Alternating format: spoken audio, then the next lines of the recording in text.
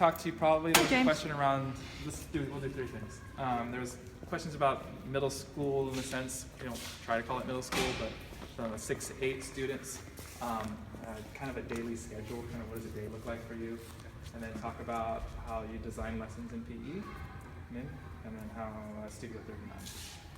So you want to talk about just your introduce yourself and then your kind of day in the life of James. I'm James, as he's already mentioned.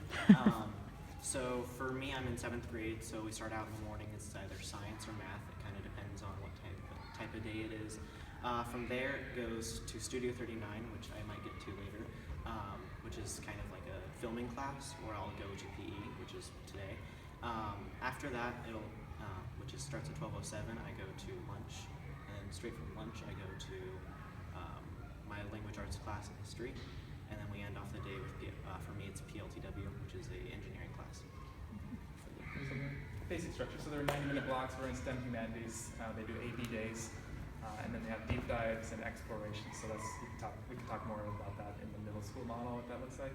And then you want to talk about PE and how you guys, it's this balance between getting the kids to be the teachers of their learning, and then also kind of getting different experiences. So you want to talk about looking at the content standards. If we have an idea for a specific game that we want to play or a specific activity, we can pitch it to the teacher, and we can either use that in an everyday routine, or we don't have to if it's not 100% perfect, or we need to develop it in a better format. So it kind of just develops from there. So for me, we designed a capture the flag-ish dodgeball game. I like to say ish. Yeah, only how to describe it. So you kind of you had to bring a ball that you could also tag people with, but that was also your flag. So if someone picks it up, then that would be your flag.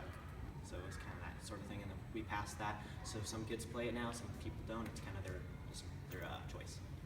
Yeah. And then did you have to look through any of the content standards and kind of? We did, yeah. You had so to cover certain. We had to cover specific standards. We had to cover at least 2 California standards. I can't remember what ours were off the top of our head, but I think one of them was with teamwork or collaboration building, and I can't seem to remember the other one. But that was what we had to do. Yeah. And was it a group of you doing this, or Yes, was it was 5 of us, I believe. 5 of you? Designing the lesson. Yeah. And then Studio 39. Want to talk about So Studio 39 is a filming group. Basically, we film specific things for the collaboration and just things in general for the school. So we'll interview some kids who are doing something new or something exciting, or if we're going to talk about some upcoming events at the school, we'll cover that. We have a monthly broadcast, except this month is, since due to transitioning between specific classes, we're not having one this month. But other than that, yeah, that's what Studio 39. Can you talk to me? Oh, sorry. Sorry, is that one of your classes? That is one of our Okay. classes. Yes. What's the feel of, what I'm finding, and I don't know if it's accurate, that people can go where they need to go? There's not bells I hear. So how do you know when you to go to your next class, or when you're stopping the filming? And That's kind of basically, there's music that goes off in between transitioning with a few classes, not all classes, but we kind of self-police ourselves to Okay. understand where to go and what time we need to head there, that sort of thing. and you're just able to go anywhere on the campus and certain. Almost everywhere. Okay. Yeah, the amount of space that's designed for you guys versus teacher space is pretty minimal, right? The design studio would be a teacher space, right? Yeah. But most of it is kid accessible. Yeah. For instance, Studio 39.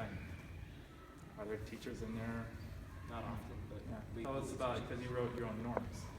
We did. You want to talk about that? I wasn't a part of writing the norms. We kind of wrote our own way to self-police ourselves. So some of it was rules with cameras and filming, and rules with speech, and rules with editing. Just things that if you didn't follow that exact way, or if you did something that was against that, then there would be consequences to a level that was And beyond just. who gave those consequences out? It was our editor, so that'd be either Ms. Cavendish or our group editor. So go to that level, but Yeah. internally you guys were We all monitoring understood that. what we had to do, and if we didn't do something, So you developed those. Yeah, we developed what we knew was wrong.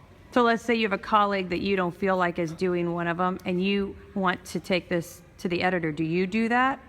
If I honestly feel like they're doing something that really shouldn't be done, or if they're not helping at all, I can talk to the editor, I can talk to our teacher, and then we can find a way to work around their problem, or if they really need to just get back on track, then we can talk to them directly. It just depends on how we feel more comfortable. Okay. James, how old were you when you started here at Design 39? Let's see, that was 2000. you start in the 6th grade? I No, started you started in in 5th grade. So 2 years. Yeah. So 3 tell years. me what the biggest difference is between the other school you went to and Design 39. Mostly it's technology, and some of it's just choice in itself. My last school was Willow Grove Elementary, and that was very much a I want to say cookie cutter.